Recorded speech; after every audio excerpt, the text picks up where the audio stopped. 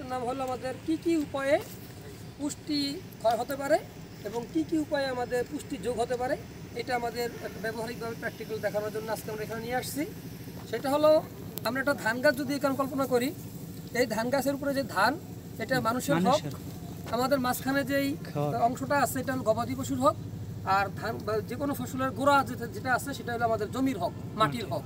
আমরা যদি এই সিস্টেমটা চিন্তা করি, আমরা দেখা যায় সবাই এরকমভাবে মানুষের চেষ্টা করবে এখন থেকে আমাদের এরকম মুগ, ফেলন, খেসারি এগুলোর গোড়া যাতে আমাদের জমিতে থেকে আসে, তখন আমাদের জমির হকটা পূরণ হবে। আমরা পুষ্টি যোগ কি উপায়ে পুষ্টি যোগ হতে পারে দেখেন, কলার খোসা, তারপরে আমাদের আছে এখানে ফসলের অবশিষ্টাংশ যেটা বললাম, আছে তরল সার, ডিমের খোসা, ব্যবহৃত চা পাতা। আমরা জানি যে চা পাতা যেগুলো আছে আমরা খাই, এগুলো যদি আমরা এরকমভাবে কোনো টবে দিয়ে রাখি, দেখা যায় এখানে আমাদের ভালো একটা ধইনসা আমরা অনেকে জানি যে ধইনসার এরকম 1.5 ফুট হয়ে যদি ধইনসাকে মাটিতে সাথে কথা বললেন না দেওয়া হয়, তখন সেই ধইনসা দ্বারা প্রচুর পরিমাণে নাইট্রোজেন সার যুক্ত হয়। আছে আমাদের ইউরিয়া, দস্তা, এমওপি সার, টিএসপি সার, বোরন সার, কেঁচো সার, জৈব সার, জিপসাম, এগুলো প্রত্যেকটাই আমাদের গাছে পুষ্টি উপাদান যোগ করে।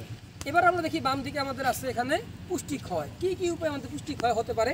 এখানে আছে আমাদের ভূমি ক্ষয়। আমরা জানি যে এরকমভাবে যাদের এলাকা বাড়ি নদীর পারে প্রচুর পরিমাণে এরকমভাবে নদী ভাঙলে ভূমি ক্ষয় হয়ে যায়, এটা আমাদের মাটির একটা এরকম অবস্থা খারাপ হয়ে যায়।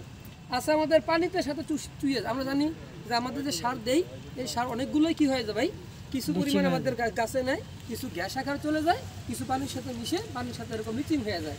এটা হলো এরকম চুইয়ে যাওয়া।